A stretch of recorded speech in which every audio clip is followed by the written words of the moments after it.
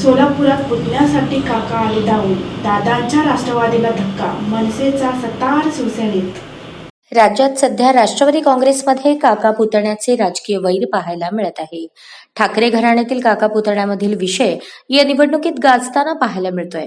पण सोलापुरात पुतण्यासाठी काका धावून आल्याचा सुखद प्रकार पाहायला मिळाला. वर्षभरापूर्वी अजित पवारांच्या राष्ट्रवादी काँग्रेसमध्ये प्रवेश केलेले माजी आमदार रविकांत पाटील यांनी शिवसेना पक्षप्रमुख उद्धव ठाकरे यांच्या सभेत स्टेजवर उपस्थिती लावून सर्वांना चकित केले. त्यांचे पुतणे अमर पाटील हे शिवसेनेचे दक्षिण सोलापूर विधानसभा मतदारसंघात उमेदवार आहेत. दक्षिण सोलापूर तालुक्यातील सध्याची राजकीय परिस्थिती पाहता रवी पाटील यांनी उचललेले हे पाऊल त्यांच्या कुटुंबियांसाठी महत्त्वपूर्ण मानले जात आहे.